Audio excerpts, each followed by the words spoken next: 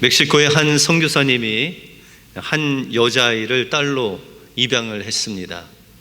이 멕시코에 있는 원주민 가정에 어떤 아버지가 그 딸을 술 먹고 너무 때리고 심지어는 죽음의 공포까지 느낀다는 그런 소문을 듣고 그 집에 가보니 정말 이 아버지가 술에 취해서 매일 그 딸을 때리는 모습을 보았습니다. 이 사실을 아는 선교사님은 사방으로 이 여자아이를 어디 다른 곳으로 보내려고 했지만 그것을 쉽게 찾을 수가 없었습니다. 그래서 하나님께 선교사님이 기도했습니다. 하나님, 이 여자아이가 이대로 놔둬서는 안 되겠습니다. 거의 아버지한테 맞아 죽을 것 같습니다. 어떻게 해야 됩니까? 간절히 기도하는 가운데 하나님께서 그 마음에 감동을 주셨습니다. 어떻게 주셨냐면, 그럼 내가 키워라. 그래서 이 선교사님이 이 여인을 이제 입양하게 되었습니다. 그런데 이 입양한 아이가 선교사님 댁에 와서 한 주가 지나고 한 달이 지나도 자기가 뭐 갖고 싶은 거를 요구하거나 뭐가 필요하다고 이야기하지 않는 것입니다. 이 아이 마음속에는 혹시나 내가 조르고 뭐 달라고 하고 불만을 표하면 혹시라도 자기가 살던 그 아버지 집으로 보내지 않을까, 그 두려운 마음에 이 선교사님께 구하지 아니했던 것이죠. 그런데 어느 날 그렇게 좀처럼 무엇을 구하지 않던 아이가 선교사님을 향해서 아빠, 신발끈 하나 주실 수 있으세요? 그렇게 물었대요. 여러분들 신발끈 하나 그거 뭐라고? 그 선교사님이 그 이야기를 듣는 순간에 그냥 마음이 감동해서 월칵 그냥 눈물을 흘리셨대요. 이제야 이 아이가 나를 아빠로 인정하고 신뢰하는구나 라는 사실을 느껴진 순간 하나님 앞에 감사하면서 정말 그 아이를 꼭 안아 주었다는 것이죠. 우리가 어려울 때 하나님께 구하고 또한 찾고 두드리는 것, 그거 하나님께서 기뻐하시죠. 근데 하나님께서 구하고 또한 찾고 두드리면 이런 것을 주시겠다, 그러므로 하나님께 구하는 자가 아니라 우리가 하나님을 아버지로 알고 그분만 의지하면 하나님께서 여러분들에게 더 놀랍게 채워주실 줄 믿습니다. 여러분들 이번 한 주간 여러분들 마음을 아버지 되신 그 하나님께 쏟아 부어서 하나님께 구하심으로 하나님께서 주시는 그 놀라운 복을 누리시는 여러분들의 삶이 되시길 주님의 이름으로 축원드립니다. 오늘 본문을 통해서 우리가 하나님께 기도를 어떻게 해야 되고 기도할 것이 무엇이고 그 하나님께서 원하시는 기도를 할 때 하나님께서 주시는 복이 무엇인지 오늘 본문을 통해서 살펴보겠습니다. 먼저 우리는 하나님이 예비하신 복을 믿음으로 누려야 됩니다. 야베스는 여러분들이 잘 아시는 것 같이 태어나면서 어렵게 태어났습니다. 오늘 9절에 보니까 그의 어머니가 이름하여 이르되 야베스라 하였으니 이는 내가 수고로 낳았다, 그렇게 말씀하고 있죠. 그런데 여러분들 자녀들을 다 수고로이 낳으셨죠? 저를 포함해서 남성들은 잘 모르지만 정말 수고로이 낳으셨지 않습니까? 그런데 그 이름을 내가 너무 고통스럽게 널 낳았으니 너 이름은 고통이다, 그러신 분 계세요? 혹시 자녀 이름 중에 고통으로 지으신 분 계세요? 내가 너를 수고로 낳기 때문에 너 이름은 이제부터 이수고다, 그렇게 이름하는 부모님이 안 계시잖아요. 근데 성경에 그런 어머니가 또 나와요. 창세기에 보시면은 야곱의 아내인 라헬이 베델로 하나님께서 그들을 인도하셨는데 그때 이제 그 라헬이 아이를 낳을 시기가 됐는데 그것이 난산이 되어서 그 길에서 아이를 낳게 되었습니다. 그리고 그 이름을 베노니라고 쳤어요. 누가요? 그의 어머니인 라헬이 너무 고통 중에 아이를 낳아서 그 이름을 베노니라고 줬는데, 그 베노니라는 이름이 슬픔의 아들이라는 뜻이에요.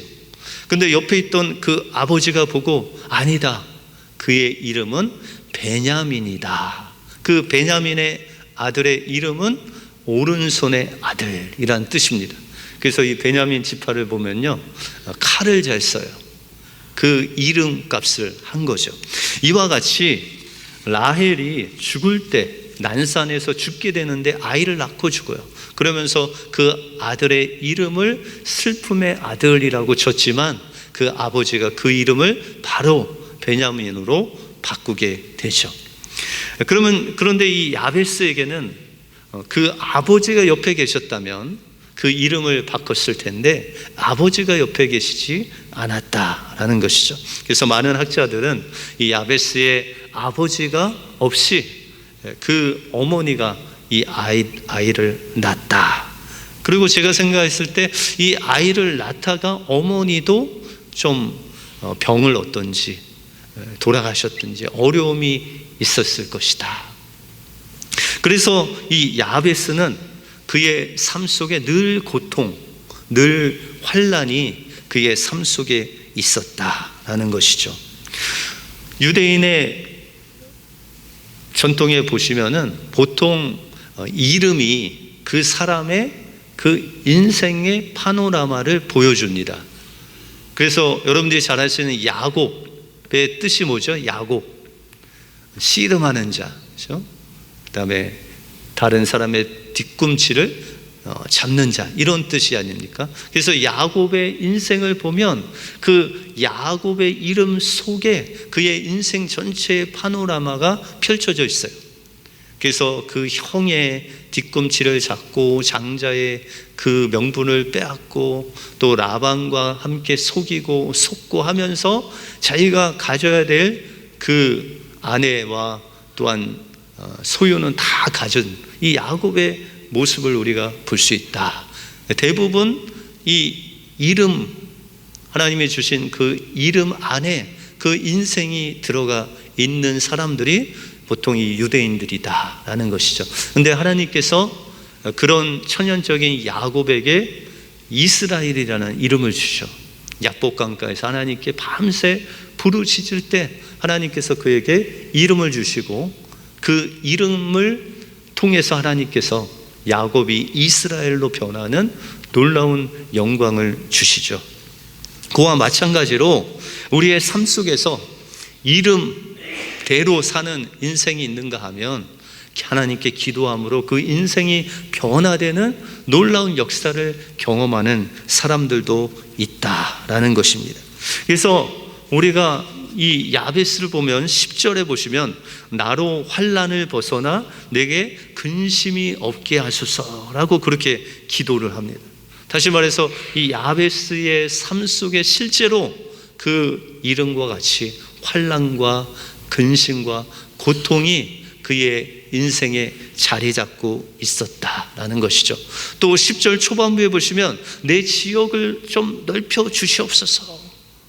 다시 말해서 그가 하는 농사나 짐승들이 너무 작고 땅이 좁아서 늘 가난과 씨름하는 그의 삶의 모습을 우리가 볼 수 있다라는 것이죠.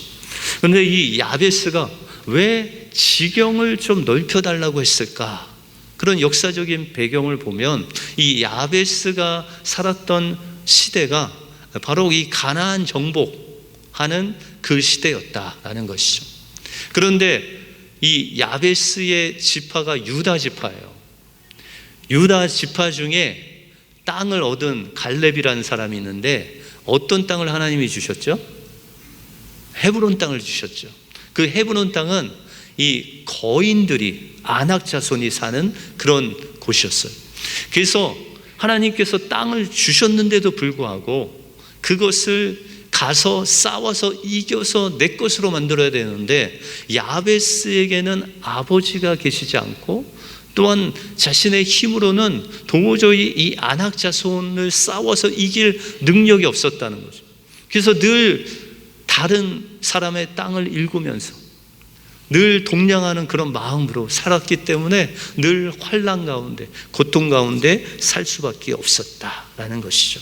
그런데 이 야베스는 자신의 인생을 자신의 이름, 그 고통이라는 이름에 제한하지 않고 하나님께서 자신의 인생을 변화시킬 수 있다.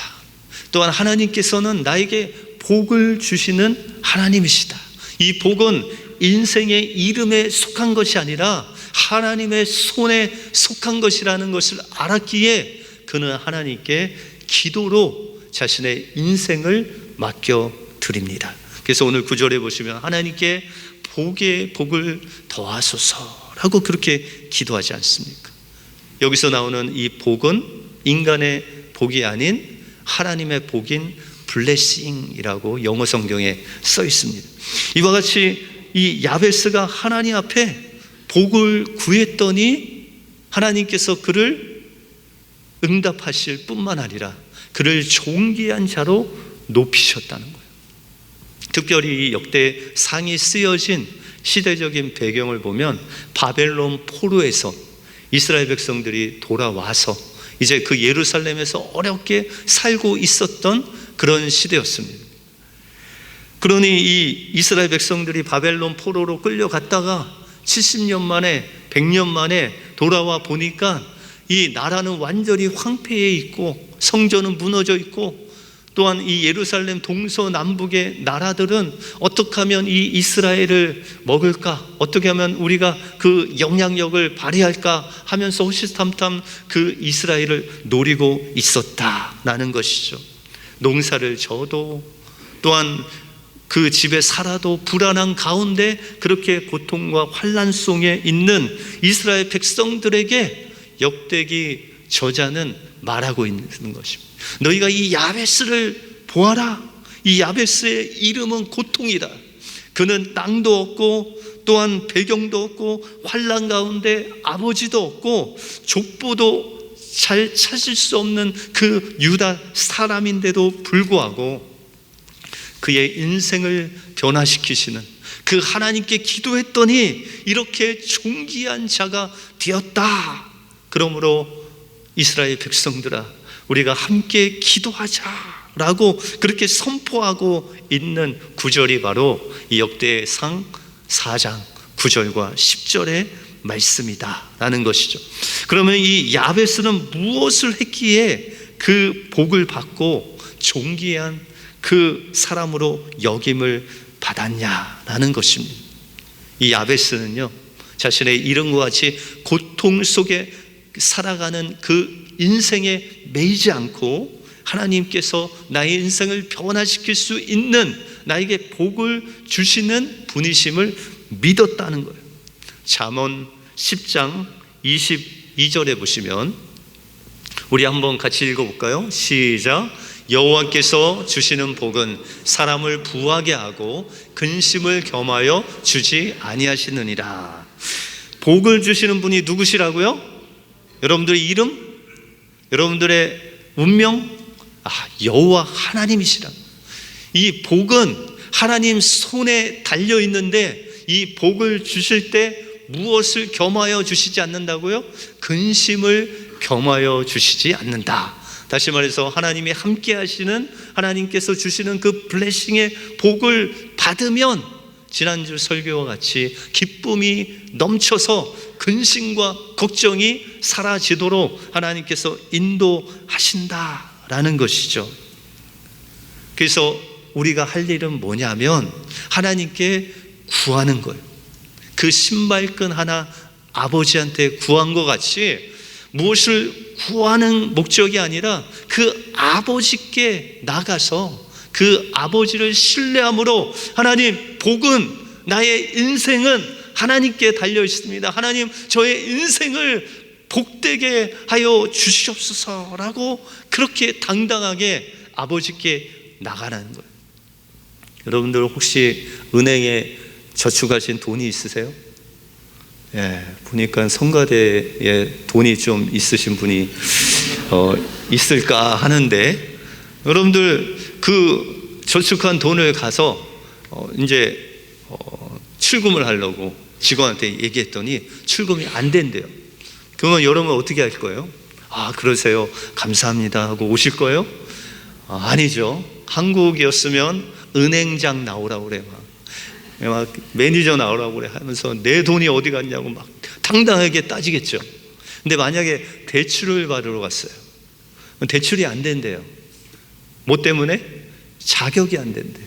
그러면 어떻게 은행장 나오라고 소리 지르시겠어요? 알겠습니다 하고 나오겠죠. 여러분들, 기도는 대출이 아니에요. 뭐예요?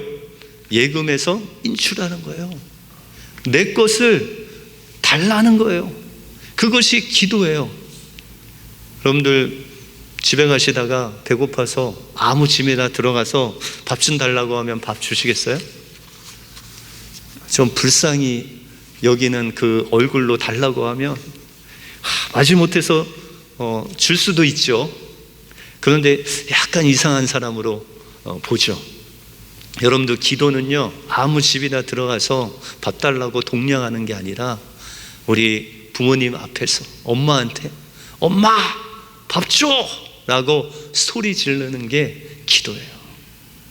여러분들, 기도는 대출이 아니고 인출하는 거고, 또 동량이 아니라 부모님께 밥 달라고 소리 지르는 자녀의 그 당당함이 바로 기도다라는 것입니다.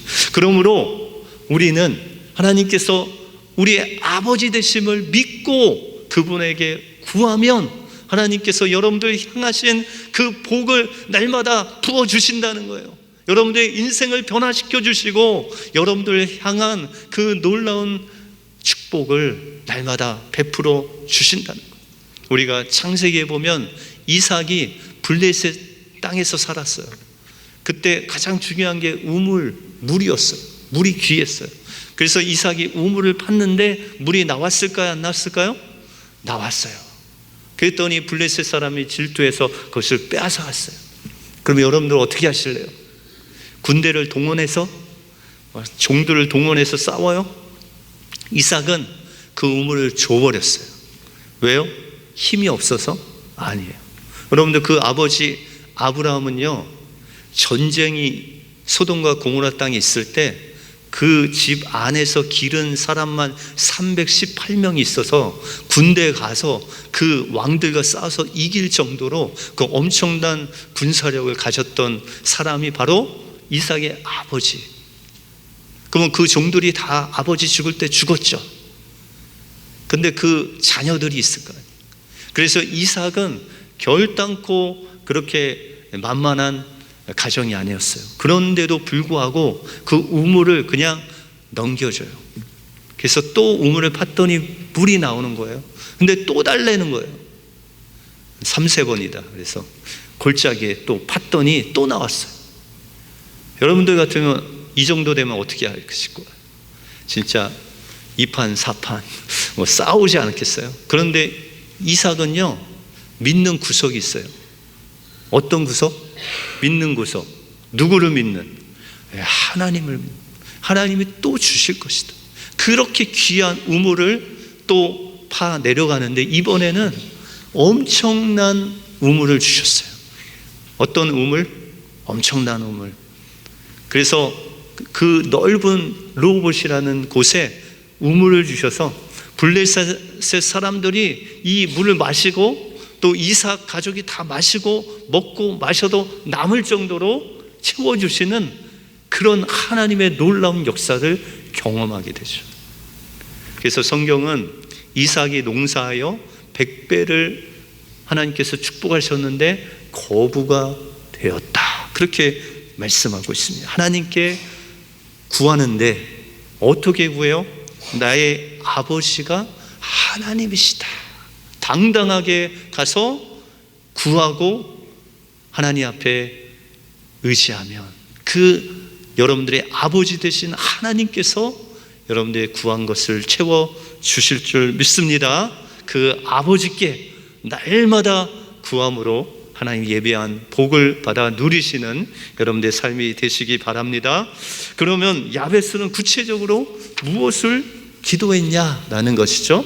먼저 그는 하나님께 지경을 넓혀달라고 기도했습니다. 이 지경은 땅이라고 그랬죠.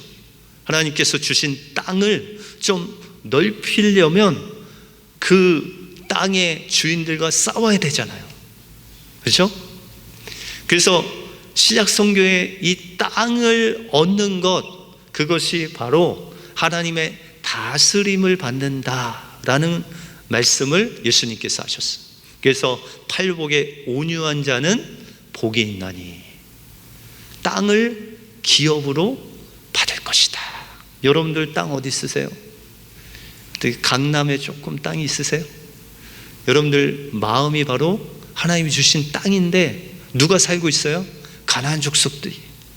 미움, 다툼, 시기, 이런 하나님의 다스림을 받지 않는 족속들이 지금 살고 있다는 거예요. 그것을 지경을 넓히려면 이제 하나님의 다스림을 받아야 되겠죠. 그래서 이 야베스는 하나님께 기도한 거예요. 하나님, 이 지경을 좀 넓혀 주십시오. 나의 삶의 이 터전의 지경, 나의 가정의 이 지경, 또한 나의 인생의 지경을 하나님 넓혀 달라고 하나님의 다스림을 구한 거죠. 여러분들, 온유한 자의 뜻이 뭐죠? 야생마를 길들인다, 이런 뜻이 있어요. 야생마는 그냥 천만직축, 그냥 말이에요. 그럼 말을 길들이기 위해서는 코에 구멍을 내서 고삐를 내죠. 그 고삐를 당길 때마다 어떻게 해요? 고통이 있습니다. 그런데 그 고통을 통해서 주인이 원하는 대로 이 말이 가게 돼 있어요. 그래서 말이 잘 가다가 좀 마음이 뒤틀리면 어디로 가요? 자기 마음대로 가요. 그러면 하나님 어떻게 하세요? 고삐를 당기시죠. 그러면 우리에게 뭐가 있어요? 고통이 있죠. 그러면 이 고통을 통해서 하나님이 뭘 원하시는지 그곳을 따라가다 보면 뭐가 넓어진다고요?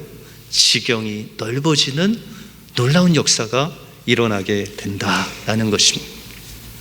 부산에 있는 세계로 교회 손현보 목사님이라는 분이 계신데, 이분이 이제 부흥 강사입니다. 그래서 부흥 강사에서 이 교회를 많이 다니시는데, 교회를 갈 때마다 관심 있게 보는 것이 표예요. 그 교회의 표가 무엇이냐?